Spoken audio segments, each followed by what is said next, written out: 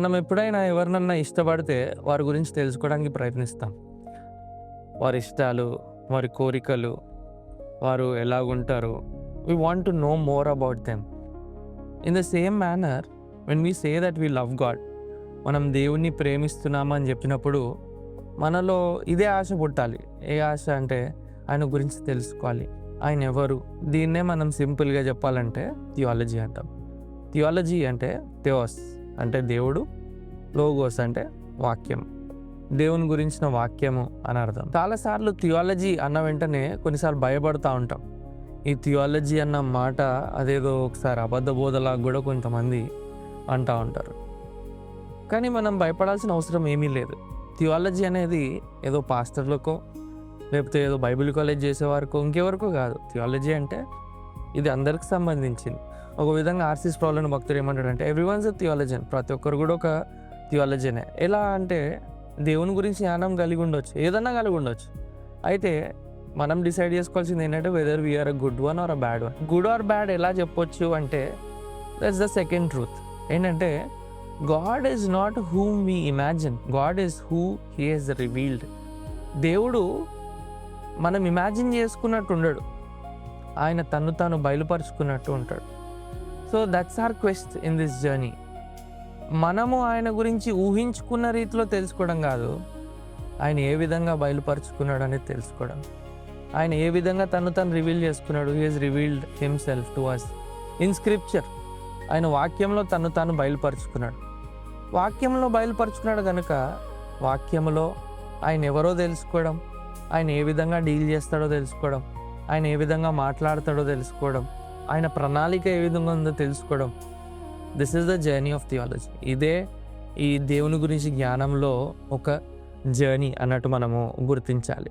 ఇప్పుడు మనకు ఒక క్వశ్చన్ రావచ్చు, అసలు దేవుని గురించి నేను ఎందుకు ఆలోచన చేయాలి అంటే what we believe about God shapes how we live. దేవుని గురించి ఎలా నమ్మిక ఉంచుతున్నామో అది మన లైఫ్ని షేప్ చేస్తూ ఉంటుంది. మనము ఒక విధంగా ఆరాధించడానికి అలవాటు పడ్డాం అనుకోండి, కేవలం పాటలు పాడడానికి అలవాటు పడ్డాం, కానీ జీవితంలో ఏ విధంగా కూడా దేవునికి రెఫరెన్స్ చూపించట్లేదు. అంటే మనకు దేవుని గురించి ఆలోచన ఏ విధంగా ఉంది, ఆయన కేవలము మన పాటల ద్వారా సంతోషిస్తాడు, మన జీవితం ద్వారా సంతోషించాడు అని అర్థం. So that's our belief about God. మనము కేవలం దేవుని గురించి ఆయన ఆశీర్వదిస్తేనే నా దేవుడు అని అనుకున్నాం అనుకోండి, అది మన నమ్మకం. అప్పుడు మనం ఏమనుకుంటాం, వాళ్ళ ఆశీర్వాదాల కొరకే దేవుని దగ్గరికి వస్తాం, మన నమ్మకత్వం బట్టి కాదు. సో ఈ విధమైన నమ్మకాలు మన లైఫ్ని షేప్ చేస్తూ ఉంటాయి. కాబట్టి సరి అయిన నమ్మకం కలిగి ఉండడం వెరీ ఇంపార్టెంట్. ఈ సరైన నమ్మకం ఎలా కలిగి ఉండగలుగుతాము, ఎలా కలిగి ఉంటామంటే మన సొంత ఊహ బట్టి కాదు, ఎవరో చెప్పిన దాన్ని బట్టి కాదు, but how he he's revealed himself to us. ఆయన తన్ను తాను బయలుపరుచుకున్న విధానం బట్టి. దేవుణ్ణి ఏ విధంగా నమ్ముతున్నాం అనేది ప్రతి ఫీల్డ్ని ఎఫెక్ట్ చేస్తున్నది. మన వర్షిప్ని, మనం ఏ విధంగా దేవుని సేవిస్తున్నాం అనేది, మనం ఏ విధంగా దేవునికి లైఫ్లో ఇంపార్టెన్స్ ఇస్తున్నాం అనేది. సో దేవుని గురించిన జ్ఞానము ఆయనను ఆరాధించడానికి ఉపయోగపడుతుంది. అందుకనే ఈ విధంగా అంటారు, the goal of theology is డాక్సాలజీ.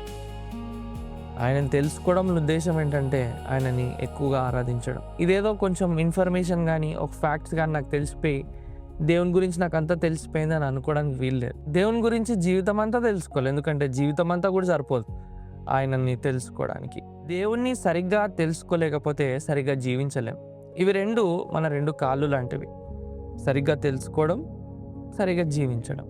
పౌలు గారు అందుకే ఆయన పత్రికలన్నింటిలో ప్రారంభ అధ్యాయాలంతా సిద్ధాంతం గురించి మాట్లాడతారు, ఆ తర్వాత అధ్యాయాలన్నీ కూడా ఆయన ఏ విధంగా జీవించాలో మాట్లాడతారు. సో థియాలజీ అంటే అది ఎవరికో సంబంధించింది అనుకోవడానికి లేదు. ఎవ్రీ యూనిట్ థియాలజీ మీకు అవసరం, నాకు అవసరం, అది సరి అయిన రీతిగా అవసరం.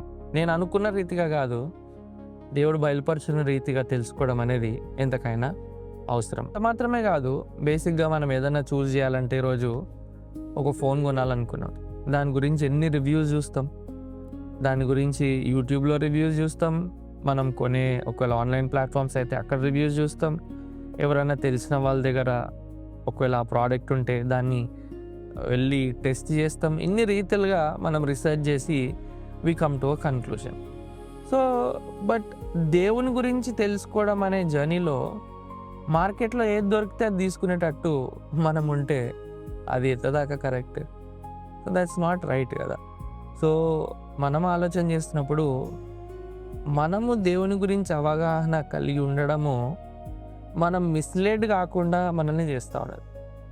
మనకు అంటే సంథింగ్ దట్ ఈస్ రాంగ్, ఇది ఈ ప్రోడక్ట్ దిస్ ఈస్ బ్రోకెన్, ఇందులో డ్యామేజ్ ఉంది అని తెలుసుకుంటాం కదా.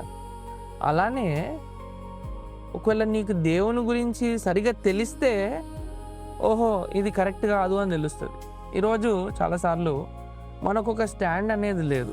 మనం ఏం నమ్ముతున్నాం మనకు తెలియదు కనుక ఈజీగా ఎవరు వచ్చి ఏది చెప్పినా మిస్లీడ్ అవ్వడానికి ఎంతైనా అవకాశం ఉంటుంది. మనం ఎర్లీ చర్చ్ గురించి ఆలోచన చేసినప్పుడు they were rooted in apostles doctrine, అపోస్తుల బోధ యందు నాటబడి ఉన్నారు. ఈరోజు బోధ అంటే బోధ చేయడం బట్టి ఎవరు మారరు, బోధ అనేది డివిజన్ క్రియేట్ చేస్తుంది అంటే లేదు. యేసుక్రీస్తు ప్రభువారు ఐ బ్రింగ్ యూ డాక్ట్రిన్ అని అన్నాడు. ఆయన బోధ చేసి ఉన్నాడు. ఈరోజు షాలో క్రిస్టియానిటీలోకి మనం ఎండప్ అవ్వాలంటే ఆయన బోధలో నాటపడకపోతే చాలా ప్రమాదకరమైనది. సో సరైన బోధ ఏంటో తెలుసుకోవాలా. ఇప్పుడు మనకు 2+2 4 అంటే తెలుసు స్టాండర్డ్గా. అదే రీతిగా క్రిస్టియన్ ఫౌండేషనల్ డాక్ట్రిన్స్ ఇది ఆయన బోధ ఇది ఈయన బోధ అని మార్చడానికి లేదండి. కొన్ని పునాది సత్యాలు అనేవి ఉన్నాయి. ఈ పునాది సత్యాలతో మనము మార్చలేము. ఎందుకంటే నా మాట కాదు నెగ్గాల్సింది, ఇంకో మాట కాదు. వాక్యాన్ని సరిగ్గా వ్యాఖ్యానించినప్పుడు ఆ మాటలు ఒప్పుకోకుండా తప్పదు. 100% we have to accept them. మరి అలా మనం ఆలోచన చేస్తున్నప్పుడు we have to understand that theology is essential for us that we won't be misled. మనము తప్పుదారి పట్టకుండా ఉండాలంటే 100% మనకి దేవుని గురించిన సత్య జ్ఞానము ఎంతకైనా అవసరం. అండ్ ఫైనల్లీ ఈ దేవుని గురించి తెలుసుకోవడం మనకి ఎలా సహాయం చేస్తుంది అంటే దేవుణ్ణి ఎక్కువగా ప్రేమించడానికి సహాయం చేస్తూ ఉన్నది. When we think about people generally వాళ్ళ గురించి ఆలోచన చేస్తున్నప్పుడు the more we know about them the more we hate them. దూరం నుంచి చూసినప్పుడే మనుషులు మంచిగా అనిపిస్తారు. ఎంత ఎక్కువగా తెలుసుకుంటే మనుషులని కొన్నిసార్లు అంత ఎక్కువగా ద్వేషించడానికి ఆలోచన చేస్తూ ఉంటాం. అందుకే ఇంగ్లీష్లో ఒక కోట్ ఉంటుంది కదా, ఫెమిలియారిటీ బ్రీడ్స్ కంటెంప్ట్ అని. ఎక్కువ ఫెమిలియర్ అయిపోతే చీప్ అయిపోతాం అన్నట్టు చాలాసార్లు ఆలోచన చేస్తూ ఉంటాం. కానీ దేవుని విషయం అది కాదు. ఎందుకంటే దేవుడు మానవుడు కాదు. The more you know about God the more you will love him. దేవుని ఎంతగా తెలుసుకుంటే అంతగా ఆయనను ప్రేమిస్తాం. మనం ఏదైనా విషయంలో ఒకవేళ ఇంట్రెస్ట్ ఉందనుకోండి, ఫర్ ఎగ్జాంపుల్ మీకే ఒకవేళ క్రికెట్ అంటే ఇంట్రెస్టా, ఒక 12 ప్లేయర్స్ పేర్లు చెప్పమంటే టక ఈజీగా చెప్పగలుగుతారు. You have interest in any field, you want to know more about it. But when it comes to God, దేవుని దగ్గరకు వచ్చినప్పుడు నాకు దేవుడు అంటే ఇష్టం అని ఒక పక్కన అంటాం, ఐ లవ్ గాడ్ అని అంటూ ఉంటాం. Then why don't you start this journey of knowing him? ఆయన ఎవరో తెలుసుకోవడానికి ఎందుకు we are not starting this journey? ఆయన గురించి తెలుసుకోవడం ఇంత ప్రామినెంట్ అని తెలిసినప్పుడు why don't we journey to know about him? ఆయన తెలుసుకోవడానికి ఎందుకు ప్రయత్నించొద్దు?